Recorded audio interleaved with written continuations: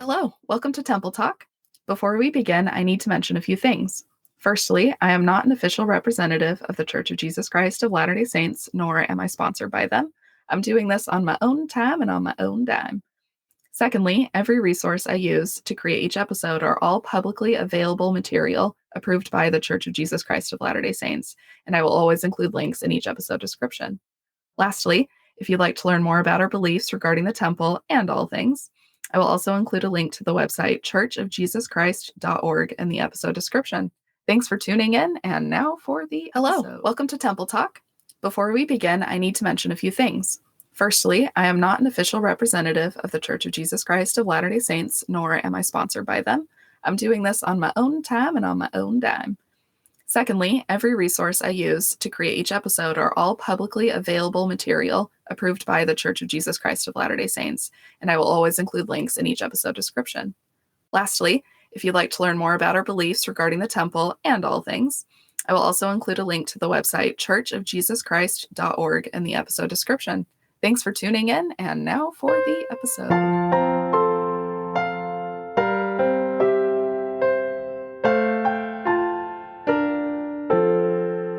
Hello, welcome to Temple Talk. My name is Camille. I will be your Temple Talker, and I have a special guest Temple Talker with me today. Would you like to introduce yourself?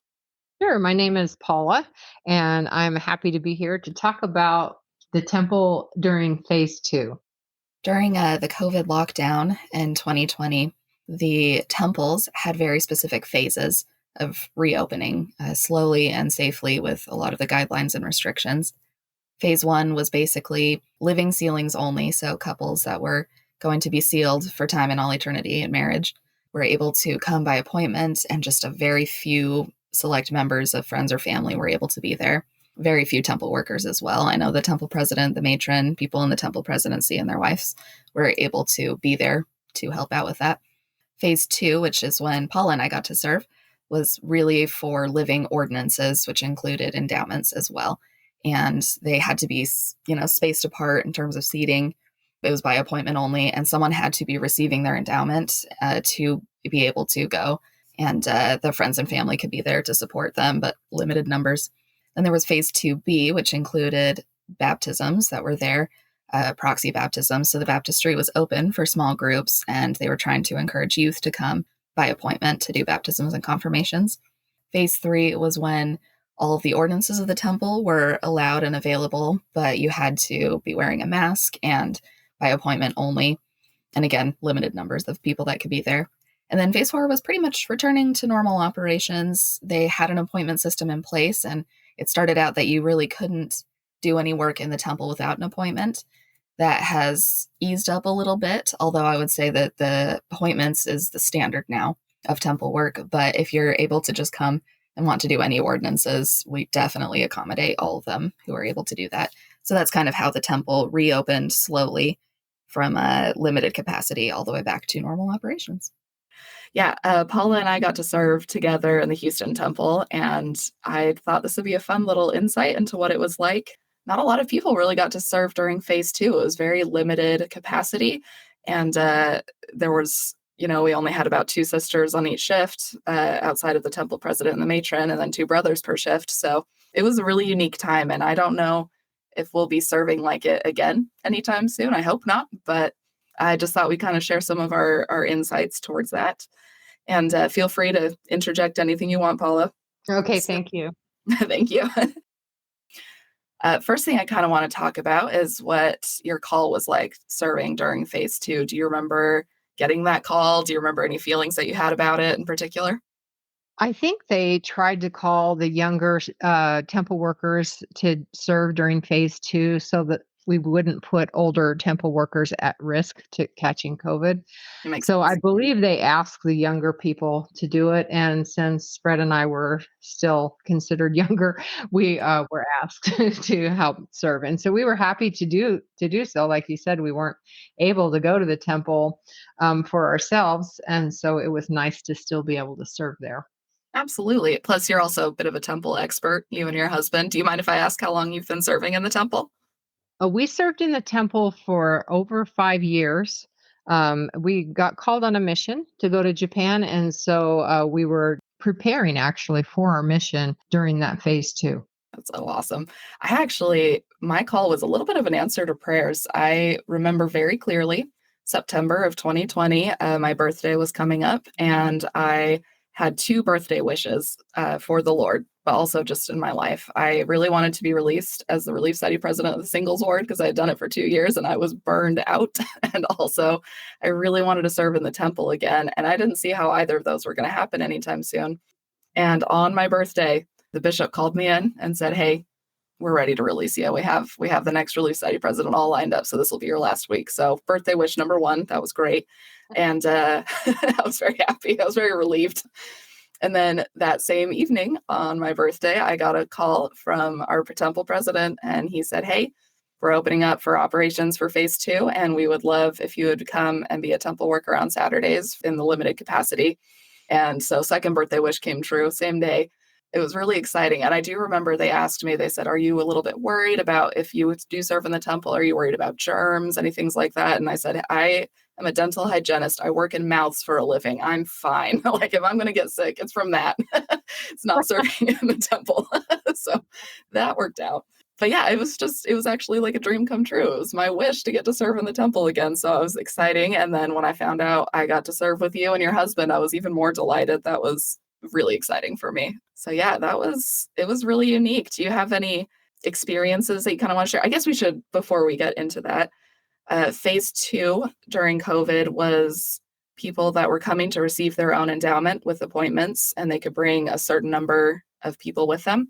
And then life sealings were also operating during that phase. So you couldn't do any proxy work in the temple unless you were with someone who was receiving their own ordinances. And is there anything else with that? Yeah, I think the temple presidency was trying to make it so that people wouldn't catch any germs from each other. So they really ask us to stay out of sight. So we would serve in the capacity that we needed to serve, but then we had to promptly, go somewhere else. So a lot of times we would go into the temple worker, ordinance worker room where we would have devotionals, and we would just sit and wait until our next assignment to serve. So they were trying to make it so that the patrons that were coming to the temple interact with the ordinance workers as little as possible because of COVID and not spreading the disease. Absolutely. I remember they had hand sanitizer everywhere. We had to wear a mask. That was mandatory, which luckily for us, as I work in healthcare, that was not too big of an adjustment for me. To be honest, I kind of missed having the masks because when we started back in phase three and then phase four, a lot of temple workers have periodontal disease breath because they're elderly, and I kind of miss the mask, to be honest. The temple didn't smell as good anymore. I love my elderly workers; they're great, but yeah, that was a rough adjustment. But yeah, we had to leave our lockers open so the cleaning crew knew which lockers to wipe down inside and out. We had the hand sanitizer stations in the endowment rooms, which was a little distracting because they were kind of noisy and you'd have to sanitize before any contact of any kind. But yeah, they were very careful about you show up early, you show up here and kind of stay out of the patron's way. That was a good way of explaining that. Yeah, so when we would, because we were preparing to go on a mission, and there was downtime where we actually weren't doing anything, we would go into that instruction room and we would practice Japanese because Oh, we were that's going to smart. Japan on a mission. And so my husband would and I would go in there and we would speak Japanese to each other while we were there. And of course, my Japanese was especially at that point was super limited, but he was very patient and would ask me questions in Japanese and I would try to answer him in Japanese. So that's what we did on the downtime when we weren't actually helping the patrons. That's why I can never understand you. That makes more sense. No, I gotcha. That's why. I actually kind of have a funny story about serving during this time too. They would only unlock the front doors for temple workers for a very limited amount of time, so you really had to be on time. And I overslept my alarm by maybe 5 minutes, and I got to the temple about 5 minutes after they had locked the doors, and it was cold outside, which is usually not cold outside in Texas. And I'm a Colorado girl. I'm tough. I was like, "Oh, I don't need a jacket. I don't need a coat. I'll just walk straight to the temple." But it was locked. And I sat there and pushed the wheelchair button to make the doors open and close on the inside so many times to try to get someone's attention. And I think y'all had your devotional and the temple training, and it was probably about 40 minutes. And I was outside shivering so hard. And the moment came to my mind, oh my gosh, this is the parable of the 10 virgins. And this is, I'm not, I can't get into the Lord's house. I wasn't prepared. 5 minutes. I I actually remember that day, and Do it you? was yeah, and we were like, "Where's Camille? She's always here. Where is she?" I was freezing outside. I was like, "Please, Lord," and, oh, it took him forever to notice me. So, yeah, it was, that was I've never been late for temple service after that. I learned my lesson. But yeah, don't be the parable of the 10 virgins. Don't be on the bad side of that. So, it's not worth it. A little bit of weeping, wailing, and gnashing of teeth there. Well, not gnashing of teeth, because as a hygienist, I really don't condone that, but, um yeah, that didn't really get to happen too much, but it was really neat. I remember our training meetings with the temple president and the temple presidency members were very, very one-on-one, pretty much. We really got to chat about things. Normally, there's more of a formal structure for temple workers as we come in. They have a set topic that we're discussing that day, but something I remember thinking was really neat is we would review the names of the patrons that were coming for their own endowment or for sealing, and we really got to talk about these individuals and to learn more about them. I thought that was pretty cool. Not that we got a lot of information, but we were prepared to receive them by name, and I thought that was something we don't get to do normally. I liked that a lot. Yeah, Um, I had a mhm, really great experience in that during that time. yeah, I was assigned to go into the celestial room, which is the room where people come after their endowment and they have quiet time to pray to the Lord and to contemplate the things that they've been learning and to just meditate and think. And so I had been assigned to go into that room. They always had someone at the door to open and close the door. And so I had been assigned to stand by the door, and I was in the celestial room about 5 minutes before the people from the ordinance room were coming in.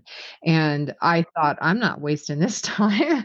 So mhm, I started to pray to the Lord, and just kind of pour out my soul. And I was super grateful. I had a heart of gratitude. And I was just like so grateful that He had helped me prepare to go on my mission, that we had been able to sell our house, figure out what to do with our cars, figure out our financial situation. It was quite a process to prepare for this mission. And I felt like the Lord had His hand in us helping to prepare. We sold our house before it even went on the market, that's and amazing. got the price that we were asking for. And I just felt like the Lord just kind of helped us through the whole thing. And I was just expressing gratitude for all of the blessings that I had received.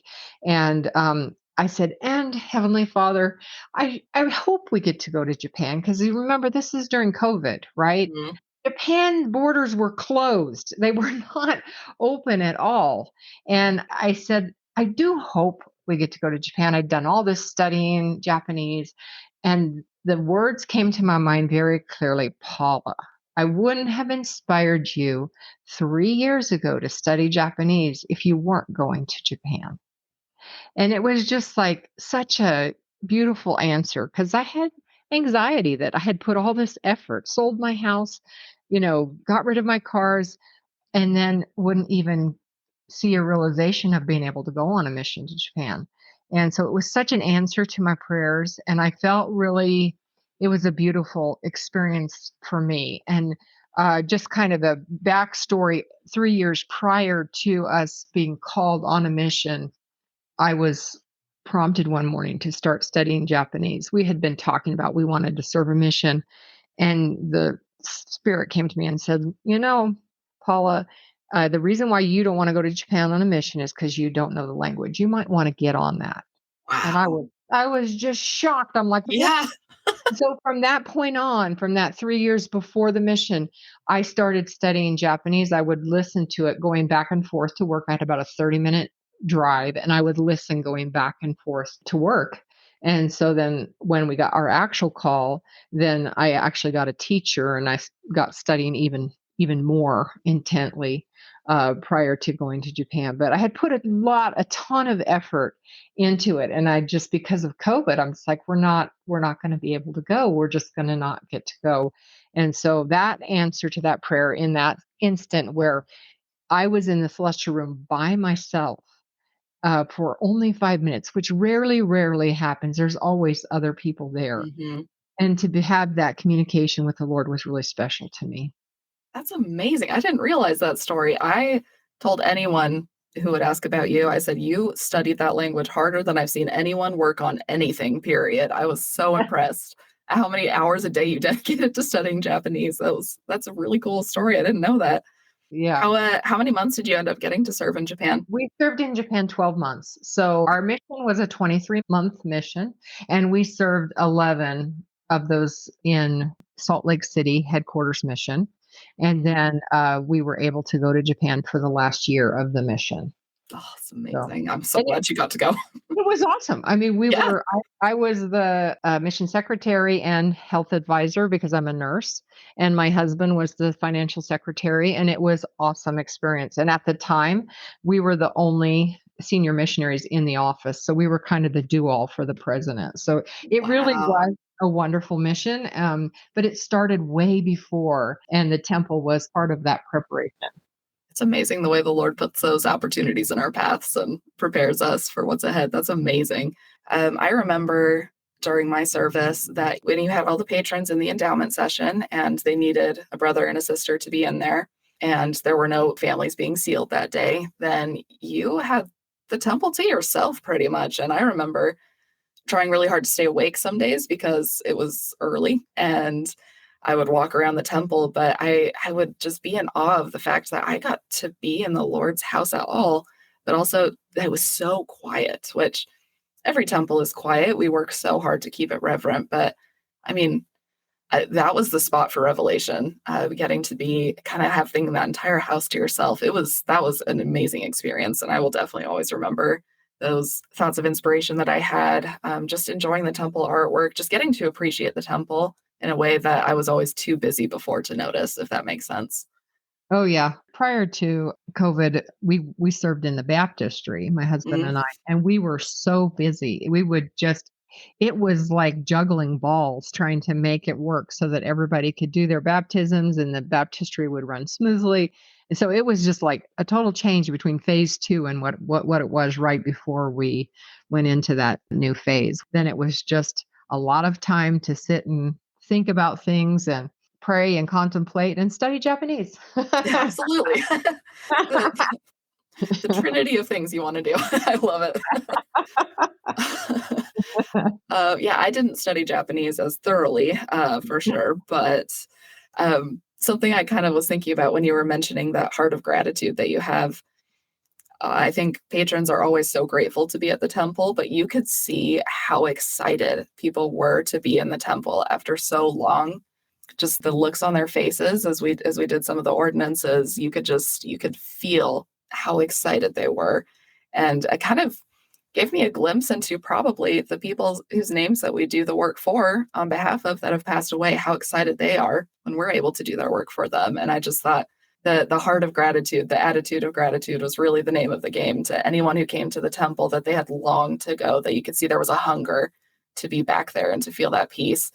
And they did. All the patrons had very limited time in the celestial room to be there. We needed to clean it all up and get everything ready for the next shift. And they treasured every moment. You could tell it was hard for them to leave. It was really amazing. It was pretty neat.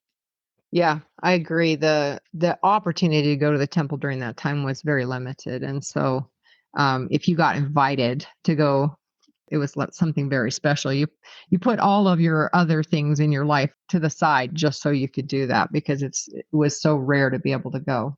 Absolutely. Plus, I think for the people who were there to receive their own ordinances, the temple was kind of open for them, to be honest. Like, if they weren't there receiving their own ordinances, we wouldn't have been able to have anybody come, which that would be really surreal getting to go and knowing that everyone is there for you, which is the case anytime someone receives their own ordinances, but they were the focus of that day. We talked about their names in the training meeting. We were ready for them. We knew exactly who they were, and that they were just surrounded by, usually it was just the families, because usually, you have a session that can fit a certain number of people. So you bring a certain number of guests and then other people just kind of fill in around you. But really, the people who went were there with their immediate friends and family and the people that they treasured the most, I guess is the way I would think about that. And I remember them wanting to have people sit apart from each other, which in some ways didn't make sense. If you live with a person, you should be able Yeah, to. share in those germs. But eventually I got it. I think it got to that, it's up to you if you don't want to, if you feel comfortable sitting next to another person. But yeah, It's very structured, like we said earlier. They really did a good job making sure everybody felt comfortable. yeah. Something that I remember very clearly was the president during one of our meetings had talked about how earlier, it was either that year or the year before, President Nelson had talked about how there would be a time when we would need to make appointments with the Lord and to be able to fulfill those appointments, which, I mean, you could make appointments for receiving your own endowment, your own work like that. But other than that, you just kind of came to the temple when you had the chance. And after phase two ended, I mean, during phase two, you had to have appointments. But after that, even you couldn't come to the temple without an appointment. You had to have that. And it was so neat seeing almost a literal fulfillment of that prophecy that President Nelson had, that we needed to make actual appointments to come to the house of the Lord, but also in our hearts that we needed to fulfill and prepare ourselves to get ready to go to the temple. I always share this in my temple prep class that there are the stairs that led up to a temple in Jerusalem, and they purposely built the stairs to be uneven so that anyone who would come to the temple couldn't do it quickly or thoughtlessly. They had to really focus on each step to get to the temple safely. And I would say phase two and phase three really allowed everyone to see what the Lord really had in mind for coming to the temple, that we need to be prepared to go. And of course, we're so, so grateful that if you get a free moment, that people were able to come. And that's part of the being prepared, is having your temple recommend with you at all times and having that moment so that if you feel inspired to go, then you're ready to go and have everything you needed. I felt like temple attendance after that became a lot more, not as, I'm trying to think of the word, not as scheduled of a thing, but just more purposeful. Does that make sense? Is that Yeah, yeah, that makes okay? sense. People even now, that's one of the results of COVID, is that now we still need an appointment to go. And so you have to set aside time in your calendar and purposely go to the temple. Be ready for it. And know that my husband and I are going to the temple tonight with our grandson Mhm. to do baptisms for the dead. And we had to set that appointment a month ago, because there's not appointments available where you can just jump in and go whenever you want. So we had to prepare in advance, and then you put other things to the side because this is your temple night. This is when you're going to take your grandson to the temple, or that's what we're doing tonight. That's amazing. That is the correct way to do the parable of the 10 virgins, and have your oil prepared so that you can come to the house of the Lord and be there on purpose and on time. And something I think we learned a lot too, especially navigating back to full capacity with masks and then later without masks and all the sanitary protocols and things like that, was we had to learn how to be a little bit more flexible and to make temple attendance more of a ministering experience, because we would get patrons without an appointment, and we could never, I kind of learned during that time, we could never outright say no to anything. We would just tell a patron, let's see what we can do to accommodate you. And I feel like temple patrons kind of got that experience to be a little bit more ministered to. Instead of it just running like a well-oiled machine, it was very much focused on your experience as a patron. Oh, for sure in COVID, during phase two, because in phase two, it was all about them. Yep. We weren't trying to run, a busy baptistry. We were there for the sole purpose of helping those people receive their endowments. Yep. I do think all of this kind of culminated with the Lord showing us a better way to serve in the temple. And if nothing else, then everyone who got to serve during that time got to receive some pretty amazing blessings too. So I'm really glad I got the chance to do it. I'm glad I got the chance to do it with you. You had to listen to me a lot because we had a lot of downtime to chat. And I didn't know any Japanese, so I wasn't as helpful. Yeah, those are, do you have any kind of final thoughts or anything else that you want to share? I really appreciate you chatting with me today. No, it's been fun to reminisce about how it was, and honestly, I'm glad we're not still there. Oh, me too. Trust me. And, I think nobody wants to go back to those COVID days where you were afraid you were going to get sick and die, which, that was a real issue. A lot of people did die from it. It was scary. It Absolutely.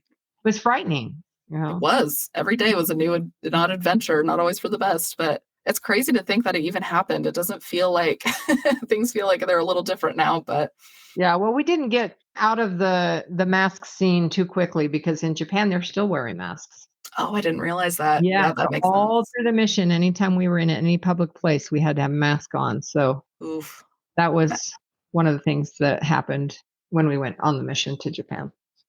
I will say, I think people got more empathetic to me during COVID because a lot of my friends would say, I can't believe you wear a mask for work all day. That's horrible. And I was like, oh, thank you. I've been silently sacrificing all along. So I looked more impressive to people. That was nice. Awesome. Thank you so much again for joining me. I really appreciate it during this time, and glad we were able to give you a little bit of an insight as to how the temple operated during that time. And with that, I think we're going to sign off. So have a celestial day. Thank you so much. Thank you. Bye-bye.